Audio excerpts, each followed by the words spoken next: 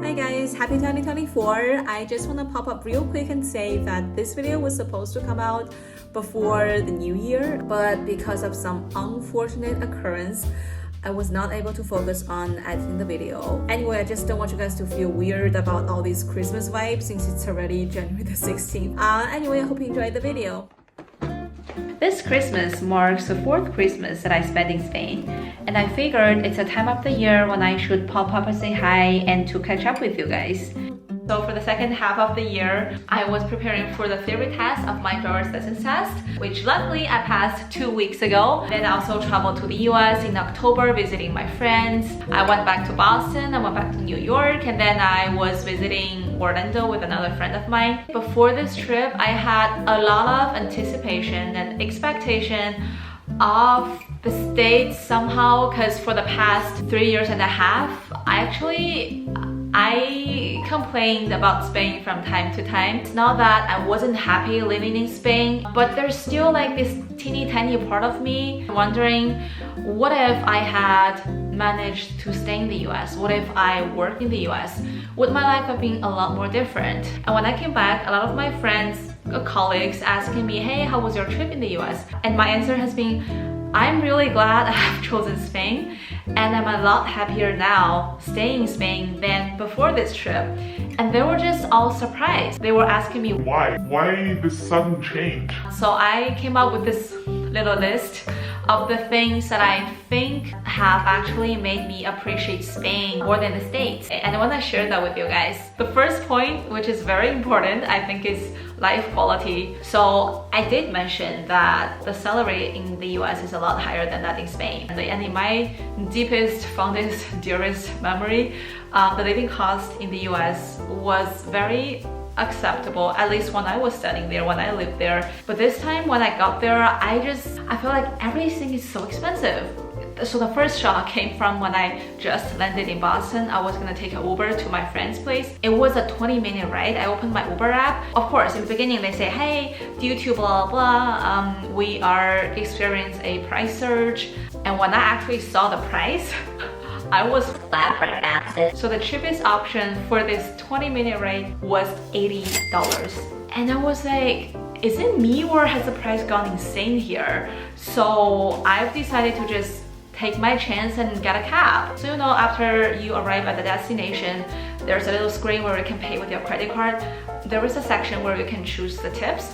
It started from 18%, which is not little. And the total price in the end was 46, not cheap for that rate, but a lot better than 80 euros. If you want to dine out in the restaurant, the price of the food plus the tips, $40 easily. And of course, after having lived in Spain for such a long time, I'm already not used to this tipping culture anymore. The food price should have included all the cost of you running a restaurant. Then why do the customers have to tip the waiters instead of the restaurants raising the salary for them?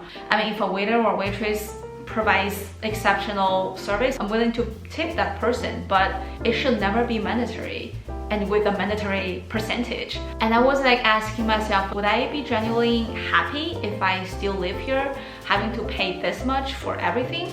Of course, I know it depends on the cities, it depends on the job you do.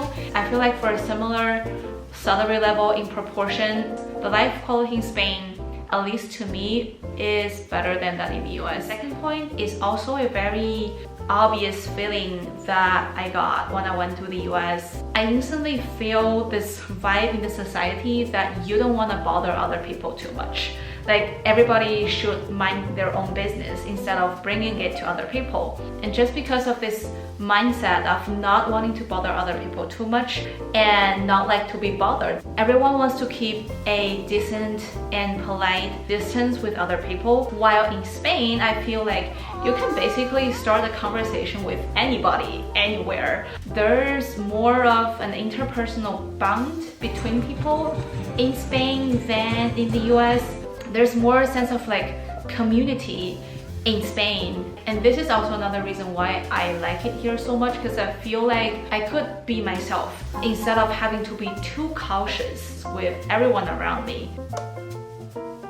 third point is mostly because of the location of Spain. Because Spain is in Europe, it sort of opens the door to all these European countries. So within 4 to 5 hours of flight, you can pretty much reach any country in Europe. So if you want to experience different countries, culture, food, people, whatever, it's a lot easier if you live in Spain, and somehow it just gives a lot more dimensions in your life. And this is also another reason why I like staying in Europe so much now. And moving on to the fourth point, which is a very obvious point for many people, which is the healthcare system. So in Spain, as soon as you become a resident here, when you have a job, when you have social security, you can apply to be included in the public health system, in which you basically don't need to spend any money on anything. Even when you buy certain kind of mats, it's a lot cheaper. You get a percentage off. You don't even need to pay the full price for that. And moving on to the fifth point, this point is a little bit more personal, I would say. As a foreigner in both countries, I definitely feel that it's a lot easier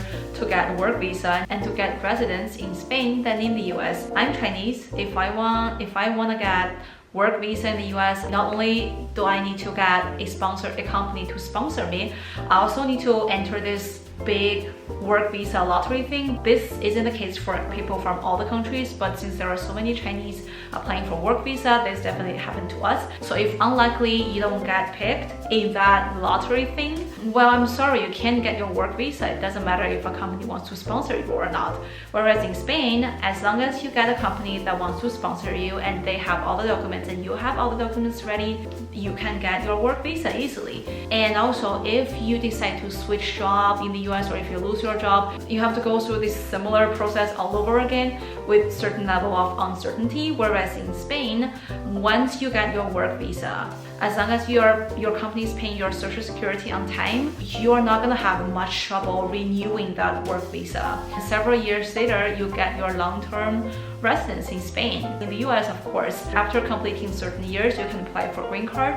But from what I heard, either you gotta wait for a long time, or you have to prepare for a lot of documents. So when I heard all these stories, when I visited my friends, I feel like my life in Spain isn't necessarily as unsatisfying as I thought. People living in different countries have their own problems, and on this matter, I genuinely feel lucky having chosen Spain. I'm actually pretty happy where I am right now. And then it somehow hit me that if we wanna truly be happy, the most important thing isn't what you think is best for you or what you think could have happened.